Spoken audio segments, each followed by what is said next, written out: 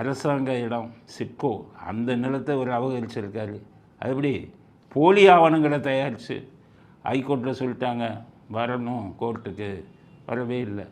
அவங்க தான் கோர்ட்டு வந்து உங்கள் கையில் வச்சுருக்காங்கல்ல, இஷ்டத்துக்கு இதை வச்சுக்கிட்டு கோடிகளை செலவு பண்ணி அடிச்சிடலாம். இன்றைக்கி ஹைகோர்ட் சொல்லிட்டாங்க அதெல்லாம் நடக்காதுப்பா, உடனே நீ வந்து தான் ஆகணும், இல்லைன்னா குற்றச்சாட்டு பதிவு செய்யப்படும் அப்படின்ட்டு.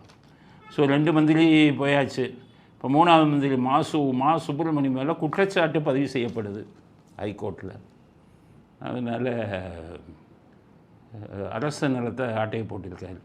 திமுக தனியார் நிலத்தை ஆட்டை போட்டுக்கிட்டு இருக்கான். ஒவ்வொரு வீட்டுக்கும் பயமாக இருக்குது. நேற்று ஒருத்தவங்க புகார் கொடுத்துருக்காங்க தமிழ்நாட்டில். திமுககாரன் தான், வேறு எவன் போய் செய்வான். திமுககாரன் வீட்டுக்குள்ளே வந்து படுத்துக்கிறானா, அதுவும் ஆடை இல்லாமல் வந்து படுக்கிறானா, போய் கம்ப்ளைண்ட் கொடுத்துருக்காங்க. ஒவ்வொரு எல்லாத்துக்கும் நான் சொல்கிறேன், உங்கள் வீடு பத்திரம், உங்கள் நிலம் பத்திரம். திமுககாரன் பூரா அலைஞ்சிக்கிட்டு இருக்கான். வீடு அபகரிக்கிறது, நிலத்தை அபகரிக்கிறது, போலி ஆவணங்களை போடுறது. எல்லாருக்கும் சொல்கிறேன், 6 மாதத்துக்கு ஒரு தடவை ஈசி போடுங்க, வில்லங்க சர்டிஃபிகேட் போட்டு பார்த்துக்கிட்டு இருங்க உங்கள் நிலம் வேறு ஆளுக்கு போயிடுச்சான்னு. அரசாங்கமே துணை நிற்கிறது. இப்போ என்னடானா இவங்க ஆவணத்தையே போலி ஆக்கி இது வாங்கியிருக்காங்க. அதனால் சுப்பிரமணியன் எத்தனை வருஷத்துக்கு எவ்வளவு நாட்களுக்கு ஒரு ஸ்டாலின் வைத்திருப்பார் என்பதை பொறுத்திருந்து பார்ப்போம். எத்தனை அயோக்கியத்தனம் பண்ணாலும் நீங்கள் மந்திரி வைக்கிறீங்களாங்கிறத பார்ப்போம்.